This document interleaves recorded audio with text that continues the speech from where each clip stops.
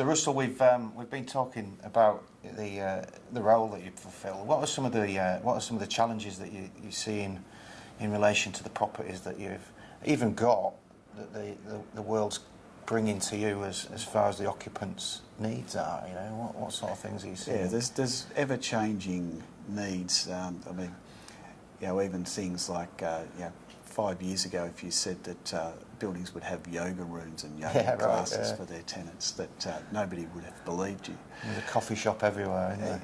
Exactly.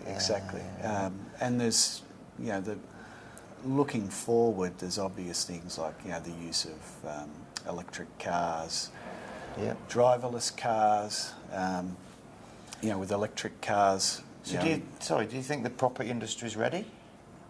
Or do they feel that it's, I don't know, how do you get ready, I guess, is the question. I think one thing about the Australian property industry is that they've always been world leaders, starting from Westfield, reinventing global retail, and through to, being an early adopter of, the Neighbours scheme or energy efficiency and water efficiency schemes that are now, rolled out worldwide under various names. One of the challenges we see with adopting new technologies is who actually pays for it, because obviously landlords need to make a return out of the properties for their investors, and margins get squeezed at various points in time. It can be a landlord market, it can be a tenant market, but the more things that tenants expect in buildings, the more it costs the landlord. landlord. So, and it's hard to quantify some of those benefits. They may well be that you've retained a tenant who may have gone to a building that offered all those things if you hadn't offered them, such as like concierge services. Is there a property there that you're going, right, we've got to go through a feasibility now because it's actually changed in the time that we've had it? And how many years is that? Is that like a 10-year thing or? We have had numerous buildings where we've renewed leases to single tenants, for example, who occupy the whole building. We have listened to them, and they've told us what they need in the building to satisfy their staff and their operations. And then from that we've worked through how much that will all cost, and we've come up with a rental and said, well, if you want all those things, that's what the rent will be.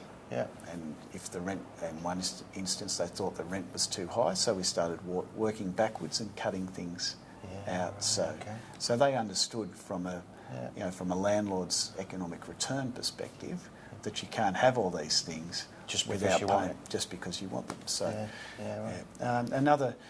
another project that we're working on at the moment involves a business park, which is a leading business park in its area, but we have a competitor that is rolling out quite a bit of amenity for their tenants, which is has been unusual in business parks. Lucky this particular one is ahead of the curve and has a good food outlet, has a childcare centre and has a hotel.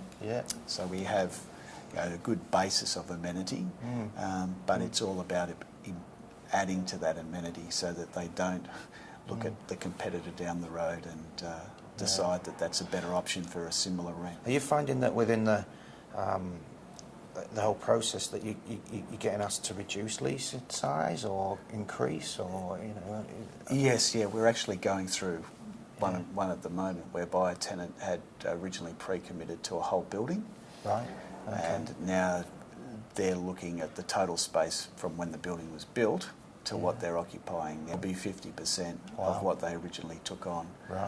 Tenants still want that core space, that they'll always want that stability of having, if you like, a platform, but they will add space and through co-working and serviced offices and things like that, where if they do go through a growth period and they're not sure that it's going to be, that it's only short to even medium term, that they're not having to make a long-term commitment to a longer lease.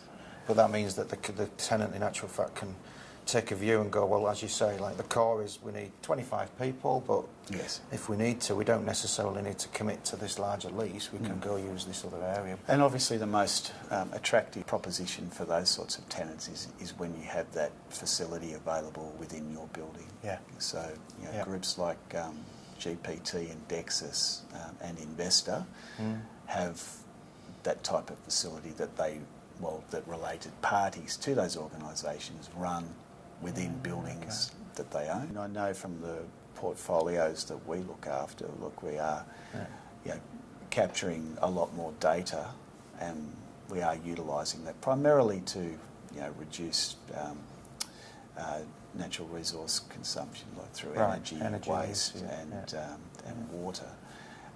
But I haven't really seen too much more success stories in getting all that data and it leading to huge efficiency. And for example, if you want to reduce consumption via changing the base building hours, say you decide that the base building hours are from, say 8 till 5, but you need a warm-up period for your air conditioning or for your heating, depending on what time of year it is.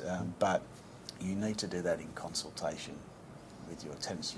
Let's do a trial, and then you get the data back about what the reduction in operating costs is. And does that operating cost get passed on to the tenant as a benefit then? It does if it's a net lease. Yeah. It doesn't if it's a gross lease. So it's difficult to convince tenants that have a gross lease. Yeah, exactly.